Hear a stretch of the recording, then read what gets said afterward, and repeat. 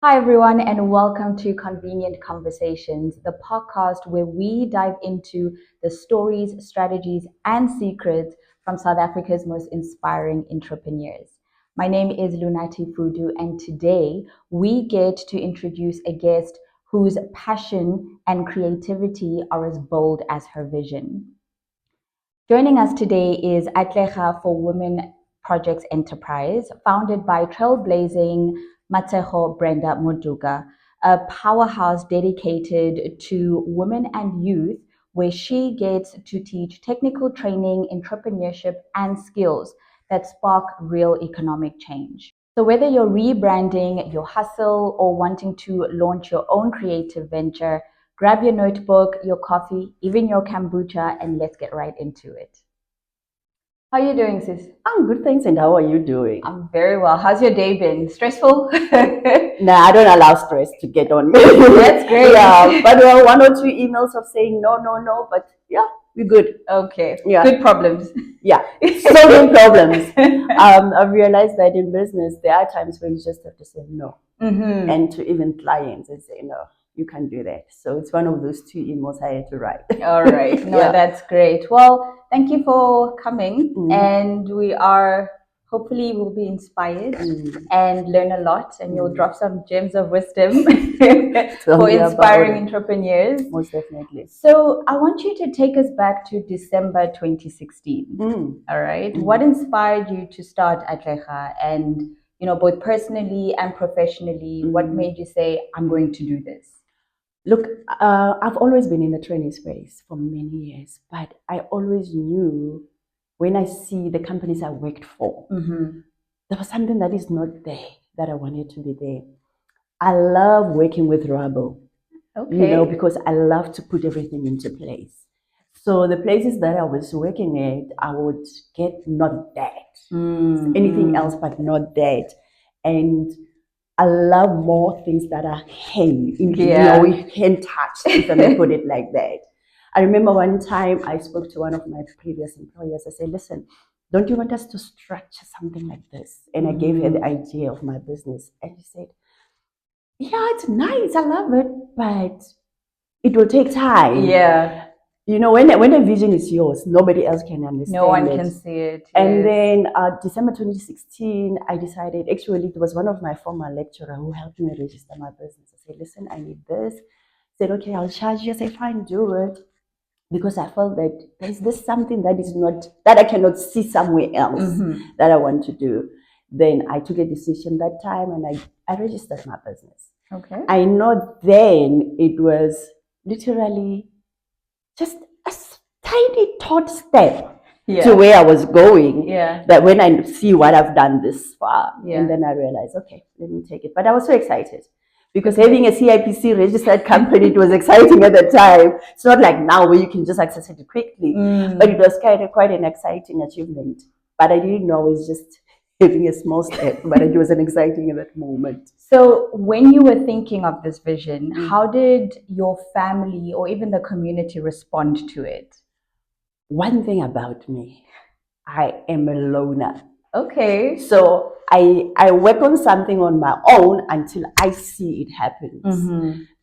So it was not about everybody else. Hence, I'm saying nobody would understand when I say I love working with rebels or I love working. People didn't understand the concept itself. So it took time for people to understand it. I mean, when I took a quantum leap 2018 to leave a job that I had to start and focus on the business, it was something that people still didn't understand, but it was about me. So one thing that I'm grateful about is that I'm a loner as much as I love people, but I validate myself. That's good. That's a very good skill. Yeah, I'm very good at it. And then you will never understand until it's yeah, that's how I do things. And then looking back, when you started, and then having to take that leap of faith, I guess, to quitting your job, and there were some insecurities, right? And you were starting a new venture. Yeah. You weren't sure of how you're going to get there, but you had to take that small step. Yeah. So what advice would you give yourself as a first-time founder, considering where you are now? One thing that I would advise myself now better than then. Have confidence, believe in yourself.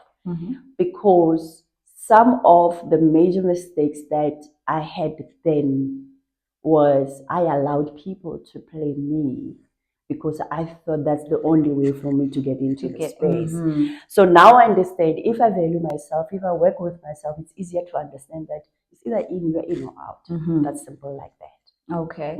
Take us into understanding the name Atlega. Can you tell us what it means? Atlega means a Tswana name. I'm Tswana, remember? It's a Tswana name meaning prosper. And it's not plural, it's singular. Meaning, when I say Atlega, I mean I speak to you specifically. When we're 100, but it's basically for you as an individual to understand. I emphasize you to prosper. You know, it's all about saying, despite what is it, despite what you went through, despite what is it, you have to prosper. But the crucial thing is to understand why or how. Know your why. Know your why. Otherwise, you'll be lost in the vision. Yes. Hence, I was saying to you, when I was employed, my why was not met. Right. You know, sometimes we work for survival, but your why will disturb you. Okay. And some might hear you say prosper. Yeah. And some might think of financial success. So, in the bigger scheme of things, what does prosperity mean holistically? Look, people might have money, but still not being fulfilled. Right. One of the crucial things for you to say you are prosperous is when you do something that fulfills you. And it might not happen, it might not have a bank account involved. I know of a lot of people that have a lot of money, that because with money, you can chase money, but still not be complete. There's a saying that I love that says that don't be so poor that the only thing you have is money. That is profound. Yes. So there are people, I believe, understanding once you live a fulfilled life. Fulfilled life means meeting your purpose. I've realized there's a lot of people that still don't understand their purpose, and which is painful. Your why. Yeah. So the only way to live your full life is to know your why. And in terms of your team, do you think with the premise of prosperity, how do you keep them aligned to understand their why, perhaps? Because they are employed. Now, within that being employed, it is your vision, but at the same time, they need to fulfill their purpose as well. So how do you keep them? This is how I employ people. Number one, I don't employ you more than 2 years. Okay, that's interesting. Number two, when you work with me, most of the time I work with interns. Let me know what is your vision. So that you can see within Atlega what can you gain to enhance yourself, to put more value into yourself towards your vision. That's the only way to ensure that you don't be comfortable. I don't have a comfortable seat for you. It's only myself. Number two, I'm also not comfortable because I can't be sitting in the same office for the coming 5 years. No. Right. And what is your vision? Where do you see yourself? And when you say, I want to own a business in this space, I remember I have one of my interns now who is doing a business management qualification with one of the universities. She's doing her will. We call it work integrated learning. One of the things she said to me, she says, ma'am, I love fashion. I said, the only skill I can give you is sewing. Right. So you will learn how to sew. So by the time you leave your qualification and here, you'll be having those two, meaning that I've put a step into her why. I don't want her to come back and look for a job. I want her to say that this is the next step that I want to take. So that's why I push people to their why. I have another intern who's busy she's in the IT space. She's designing elements and what have you for us to ensure that by the time she leaves, and I also teach them entrepreneurship skills. By the time you leave, you finish your what do you call it, internship. You go back and you see yourself not just as an employee, as a possible employer. Right, absolutely. You understand what I'm saying? Absolutely. And then I always ensure that they are trained. I don't want to keep. There are two people that I keep from long. It's myself and my son, because it's a succession plan. But building a legacy. Exactly. But everybody that works for Atlega, you're not here to stay more than that. Unless when you come back after 2 years, you come as a subcontractor. I see. Okay. You don't come as an employee. So you need to elevate from what you I left push you out. Okay. I push you out. Not in a bad way, but you understand. Yes. I elevate to you like that, because we have to change the mindset from employees to employers. So from inception of the vision to 2016 and where you are now, do you ever feel that Atlega has maybe fulfilled its purpose, or do you think it's evolving? Look, growth is inevitable, and change is something that you have to live by. Number 3, we have achieved, when I started with Atlega, my office was smaller than this room. We are where we are, it's different. Number 2, we are actually working on opening 3 branches. We are under pressure to open others. Other places. Congratulations for that. Thank you. Hence, I'm saying I don't like complacency. Yes. It frustrates me. And even my team knows. I give you deliverables and I let you sweep. That's how you grow. I force you to grow. Yeah. I don't say I want to support you, but I push you to grow. We are in the space of AI. I'm 50 years old. It's a must that I learned that. So that's how you evolve. And I always say that you have to be in a space where you understand the importance of change. You can never be an entrepreneur and not be agile. Yeah. You can never be. When I started with Atlega in 2019, our first project, when I started with the vision, we were focusing on automotive trainings. Okay. And then 2020 happened. Yes. I had to restructure the business model to say that, look, employment, this is what is happening. We have 2020, jobs are going to be lost. I had to think ahead. And now I started spreading my wings and having all the hand skills that we're having. So no more are we focusing on automotive, we are now focusing on vocational skills. Okay. So we expanded like that. Okay. Now we are in 2025. We have to expand into a digital space, AI. Yeah. You understand what I'm saying? Yeah. So at the same time, with a lot of focus on entrepreneurship, now how you are continuously evolving and having to learn. Exactly. And not be complacent. No, very dangerous. Very, very dangerous. So that's how we do things. Okay. So you've grown from a small operation to, this beautiful establishment now. What has been the most powerful transformation story that you can tell us about through this journey? The most powerful story is myself. Okay. I cannot develop others if I don't develop me. That's the first person. One thing that Atlega has done to me, I always use this very difficult word. It initiated me, and it continuously initiates me. One of the things that I actually still do that. I understand that business is more spiritual than physical. Absolutely. I always tell people this. It's a spiritual journey. It's a spiritual journey.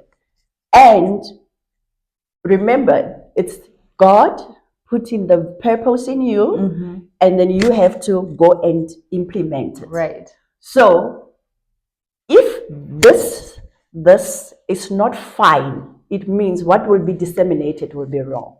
And in all aspects of life, all aspects of life. So if there's one a crucial instrument I have to continuously work on, this one. Right. From me having faith to me, how do I relate with you? for me to being loyal to you, for me to being a giver, not only a taker, for me being I take unnecessary risks. There's so many risks. Unnecessary. I would say, that. Okay, I think unnecessary is the wrong word. There's some risk when I sit down and I was like, why did I do that? Did I do that? Yeah. So you continuously work on yourself to an extent where you get to a point. Yesterday, I'm just going to give you an example. I received an email from somebody I haven't spoken in many years. And the person said, please call me urgently. I might have work for you. And I was like, you send me an email, meaning you have my contact number. Right. You could have called me. It was that urgent.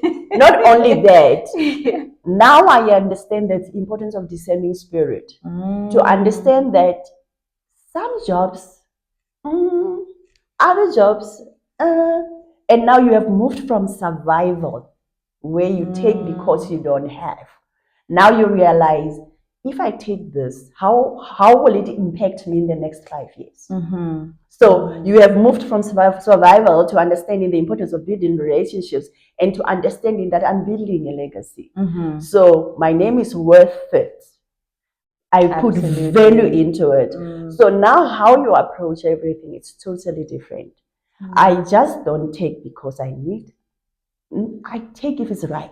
And it feels right, and it goes with the vision as well. So that is why it is very important to continuously work on yourself, put value on yourself continuously, and it gets to a point that don't give me work because you feel sorry for me.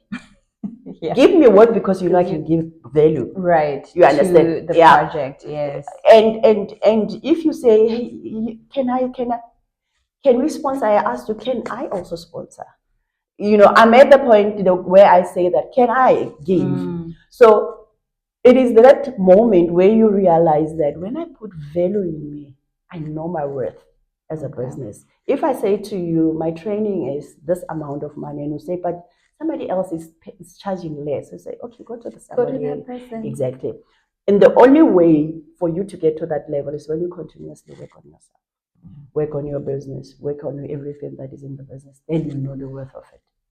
And with the trainees that you have who only stay for 2 years, right? Maximum. Employees. Employees. Are there any industries or opportunities that you would like them to think about should they be part of your company? Elaborate on that. Are you talking about employees or trainees? Trainees, particularly. Okay. So, they come in, they perhaps have this vision, or maybe not have a vision, and you might steer them into having a vision. Because some people think, I've got the skill, I just need to perfect the skill, for instance. Or some may not think about the business aspect versus the talent aspect, right? What are some things that you think they should think about for their future? For example, the business aspect, not just the talent aspect of the work. Let me just rephrase how we do trainings. I don't train a seamstress. I develop an entrepreneur. Okay. So this is how we train people. We will give you the technical skill. We call it a technical skill, which means if you want to do sewing or upholstery or shoemaking or whatever, we give you the actual skill. But we top it up with a little bit of new venture creation, where we say that let's teach you how to do business plan, how to do projections, how to do costing, and number of things. Then again, we invite all the funders that we know of, or institutions that can help you further what you are doing. So we are instilling that spirit of saying, listen, there are these opportunities for you if you want to venture into business. Then once we have packaged, that's how we package our training.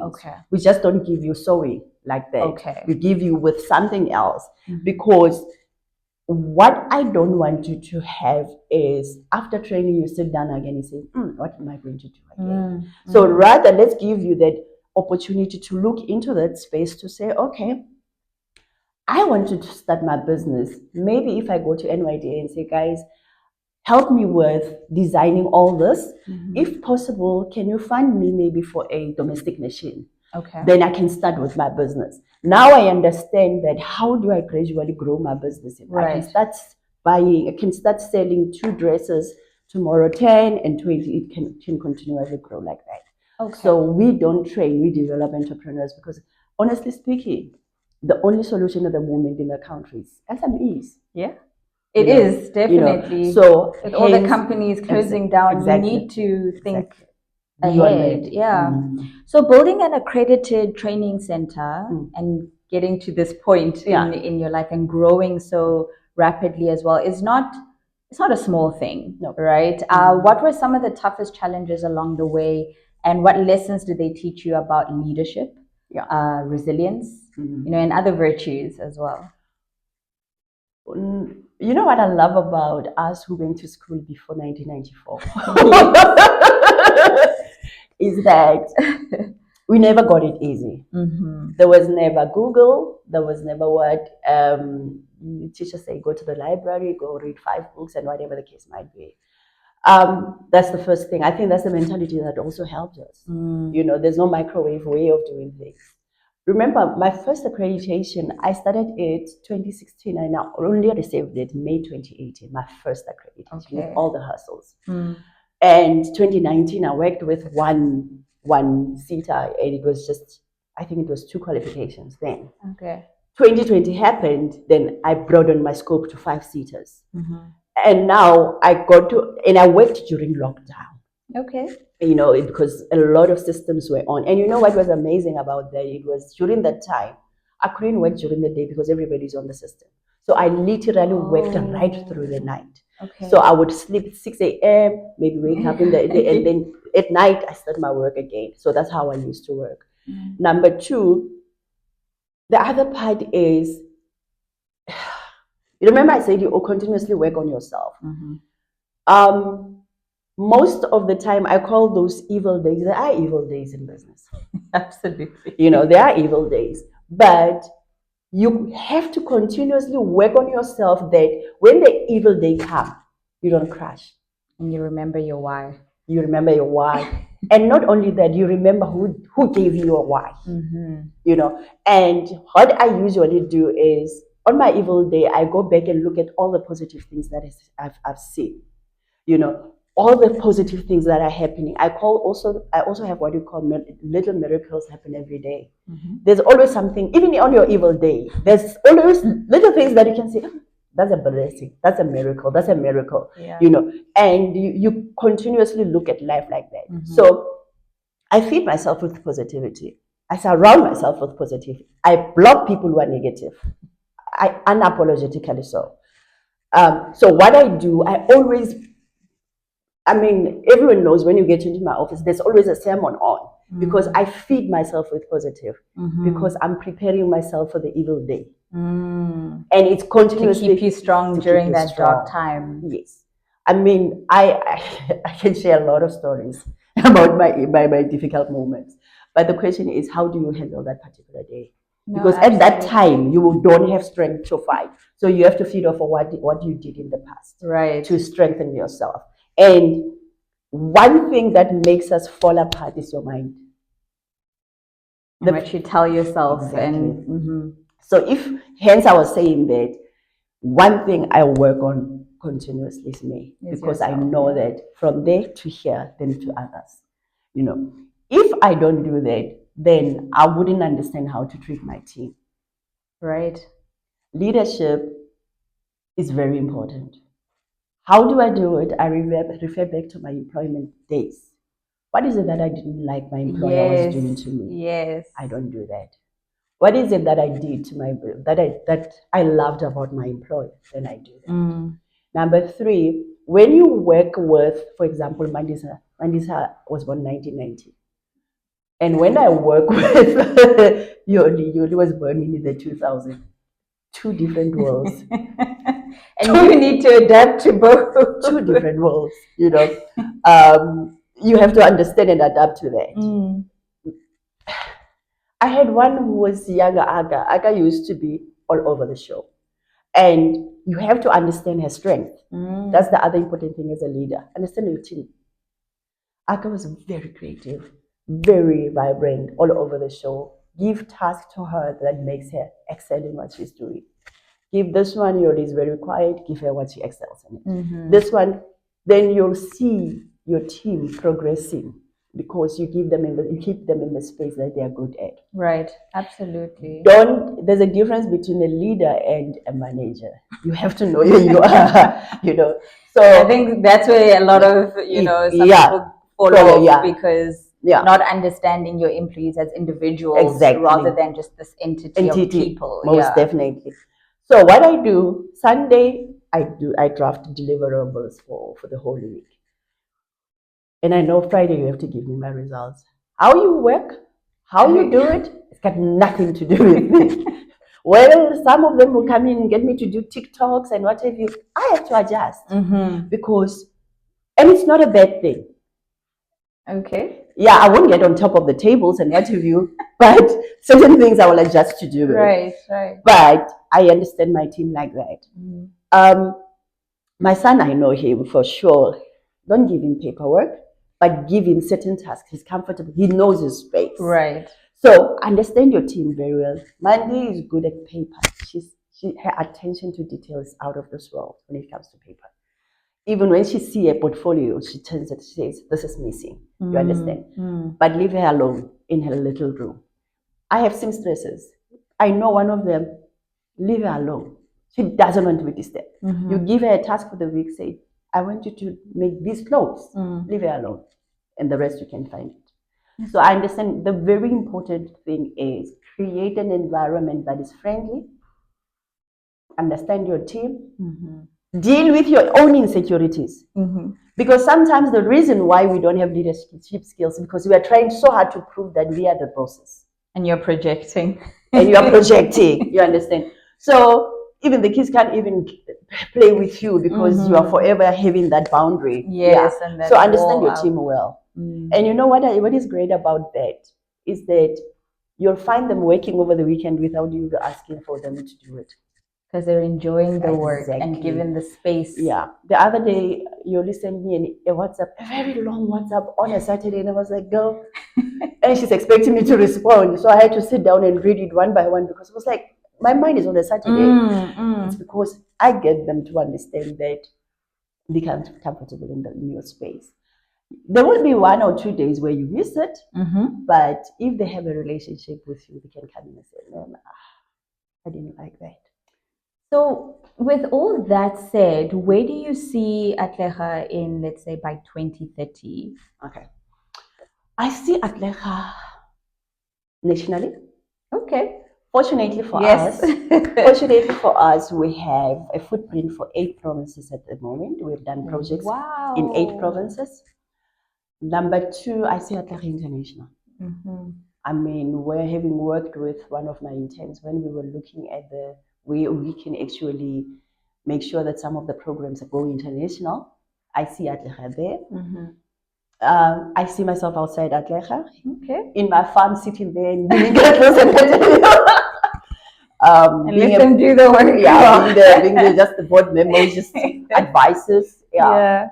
But I see Atlega having lots and lots of subsidiaries, or I would say subcontractors, working in it who have their own businesses to develop, because that's how we can grow the employment in our country.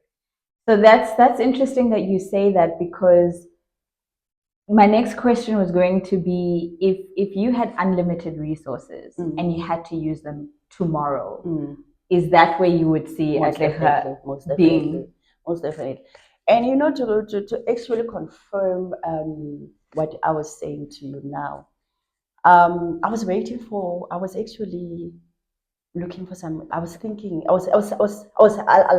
enjoy meditating, sitting down on my own and having my moment.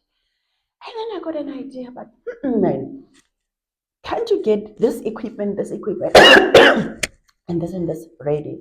And I started preparing for those equipment, and I was like, and hardly 2 weeks later, I received a call of one of the proposals I submitted in time back, beginning of this year, where they say, listen, and I actually got the equipment I was talking about. Okay. And then I received a call from this client. The client said, listen, we need you to set up in this area, and it's another province.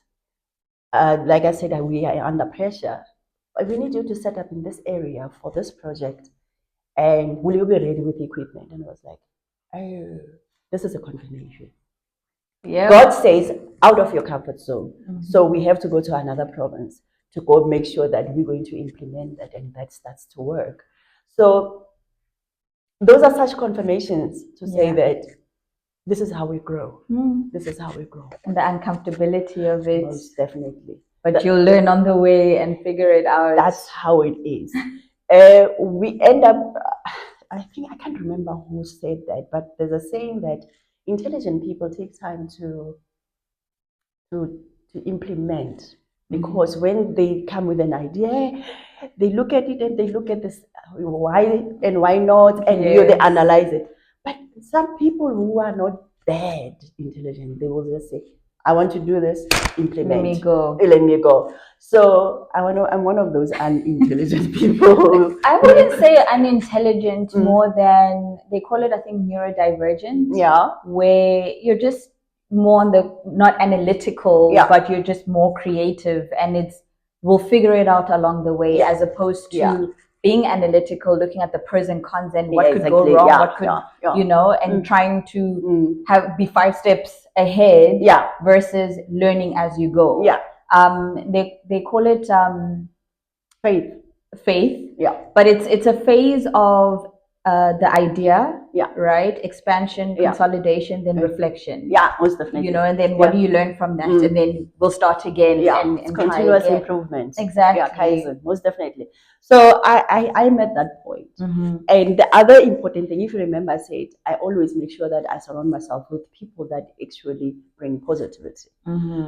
That's where you get to learn some ideas, where somebody's just saying an idea and you realize that idea is actually coming into where I feel it fits into what I'm doing. Then that's how you grow.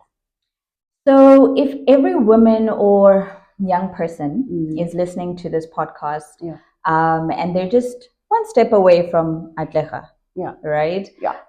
Whether it's to prosper, progress, learn a skill, learn how to think outside the box, essentially, what would you tell them to do right now? There's no blanket way of doing it. But one thing that I know for sure, whatever it is, do it. Okay. Whatever it takes, do it. Just go ahead. You'll figure it out. You'll figure it out. I always say this, and I keep on repeating. If I travel somewhere at night, I don't know what is happening. I only see a certain amount of meters of the road. But the thought is, I'm going to Bloemfontein, and I'm going to get there, but I can only see this far.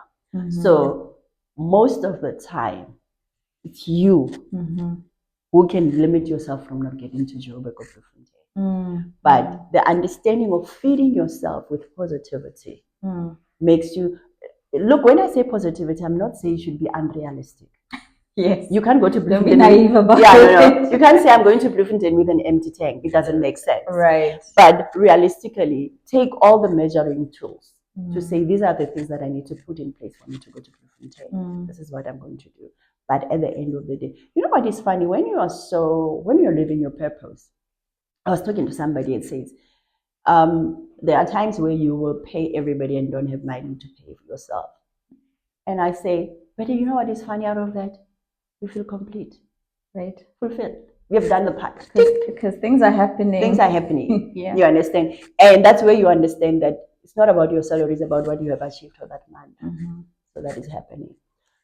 So that's how I look at it. I love that analogy of, because with business, right, we said it's a spiritual journey. And sometimes you don't see the end of it, right? And if you're saying we're driving at night, you only see so far. And even if you put your brights, you only see so far. But the signage along the way helps navigate you. And if you're conscious of that signage, and you don't miss it, then you'll go the right way. I love that, and I think I'll actually take that with me. That's definitely. And your signages is what you feed yourself continuously.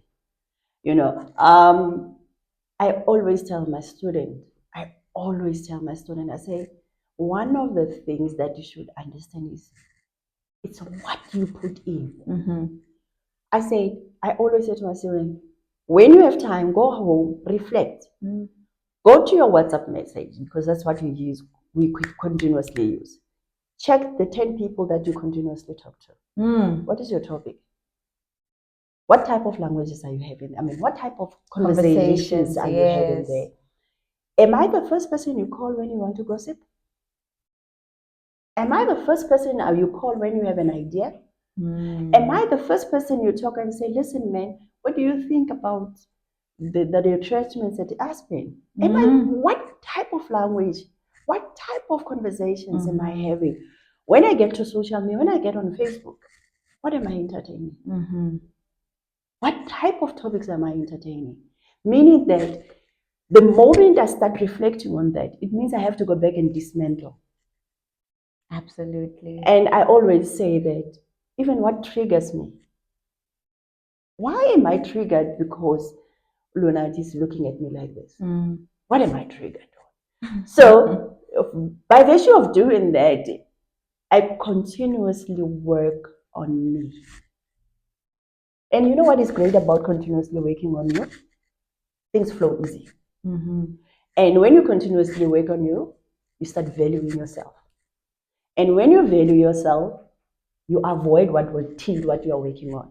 Imagine you are at the beach and you're busy building a nice castle, what you call sand castle. What do? You try to protect everything against it. Right. So why are we not? It's like that. Yeah. This is fragile. So when I wake up, this is the very, listen, this Atlega is existing because of this heart. So this is the most insured property of Atlega. I love that. Most expensive. You understand? So if I do not protect it, if I do not maintain it, it means I'm doing something wrong. That's amazing. Thank you so much. Thank you so much for those gems of wisdom. I knew this was going to happen. But we're going to move on to something a little lighter. Yeah. It's called rapid fire questions, just to get to know you a little bit more. So just think of the first thing that comes to mind and say that. Don't think about it too hard. Okay, perfect. Okay, so what time do you wake up? Oh my goodness. On a normal day? On a normal day, it's confusing. Because my prayer time is 3 a.m. Okay. I think maybe you would understand. But then I will go to sleep. But you don't have a proper sleep because you're still a bit of meditating. But my normal day time starts at 6. 6 o'clock. Okay, 6 a.m. Coffee or tea? Coffee. Coffee. You need it. Yeah. But you know what is funny? I'm so spoiled. I don't want my own coffee. I want one of the girls to make. Okay, I have Monday, I have Ndombi. They make amazing coffee. You are so lucky. So I love their coffee. So I always wait for their coffee at work. Okay. What was your first ever job? Ever? Domestic work. Okay. Yeah. I was a mom at 19. So life pushed me out and I had to drop out of varsity. So life pushed me out of my comfort zone. So my first job was a domestic worker as an undergraduate. Okay. You were doing both? No, I dropped out of varsity yes. after I had my son. So my first job was domestic worker. Okay. I worked for a number of people in my church. So I would have few days, one day there, one day there. So I would have a full income for the week. That's amazing. Yeah. All right. And what's one business tool you cannot live without? My computer. Things would just fall apart. My computer and internet, obviously. Yeah. All right. And what was the last thing you Googled?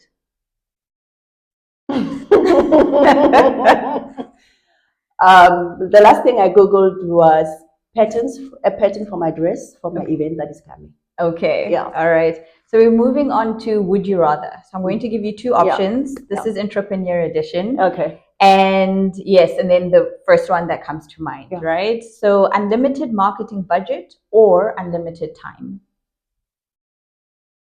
I would say, but you can't say unlimited time because it's beyond your control.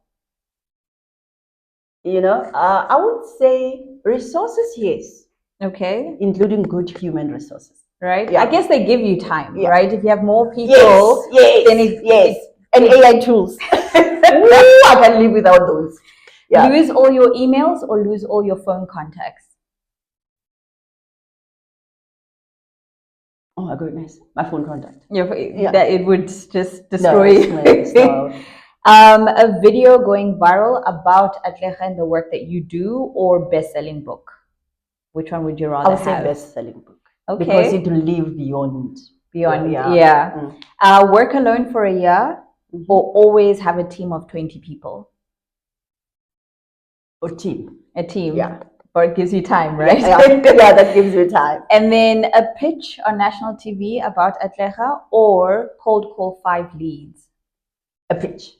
A pitch on national TV. Yeah. Okay, all right. So I say it once and then it goes over. I mean, everybody will watch it. Yeah. Okay, that's fair. That's fair. All right, our last one. It's called Spill the Tea. So what's the weirdest email you've ever received? Like the one that I received this morning. Yeah. The urgent, call me urgently. Yeah. It was just, your spirit was just not aligned with it. Have you ever forgotten an important meeting? Yes. It happened to me. I think I've been awarded Citizen of the Year. Congratulations. So, thank you. So we had a cocktail event for an intimate cocktail event. I don't know why I did that, but I saved it on my calendar. It was for Friday, but it was Thursday. So I missed out on my very special moment. Wow. And no one called you to say, hey, where are you? No, they sent me an email the following day, like, what happened? And I was like, I'm coming to see you tonight. Oh, so they said, yeah, so I missed that one. I don't know what happened. But I always say it happens. I always say there's a reason for everything. Exactly. And the most embarrassing client moment? Woo! I've got plenty, but one of those, I was training in the rural Transkei. It was in Flagstaff. Okay.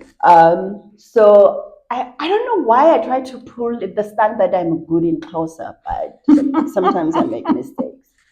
So I was having a team of employees, but you know what is so great is that they loved me from the day one we met that day. And then I came in and I was introducing myself and I was vibrant and bubbly and we spoke. So I was trying to explain to them, it was a team of old mamas and papas who are working for a company. The company is trying to develop them. And then I was trying to explain to them in Xhosa that I went to a nun school. I was in a Catholic school. And I was saying, I don't know who taught me that nuns in Xhosa is nongendi, I think. But somebody, I think it was my cousin sister who said it's nondindra. So I used the horrible name to present the train. Oh, goodness. Yeah. I cannot imagine the looks on their faces. It was. And you know what? I repeated it more than once. That was the good part of it. And then they said, Mama, hi, Mama, Yatuk. And I said, oh, Yatuk. And I repeated the word. But later on, one of them realized, guys, yes. And they said, no, but explain it in English. One of them, I said, black and white. She says, oh, non-gay. So I will never forget that moment for the rest of my life. Oh, goodness. Well, that was great. I'm sure they learned a lot about you. But I had a good time with the team after that, with the group after that. Is it? Yeah. Okay. So Brenda, thank you so much. It was great having a conversation with you. I'm sure the audience learned a lot as well. And, you gave us some powerful reminders about faith, yourself, and your sense of purpose and your why. Yeah. Right? Those I think stood out for me personally. And our audience will learn a lot from this session. And expect a lot of phone calls and emails, I hope. Yeah. But also to our listeners, if you were inspired, with our conversation today, please, drop a comment down below and let us know what you learned from today's episode. And, look forward, step forward and just take action, as Sis Brenda has said as well. Just take action. All right, this has been Convenient Conversations. Thank you so much for tuning in. And like we said before, keep building, keep dreaming, and take action. Thank you.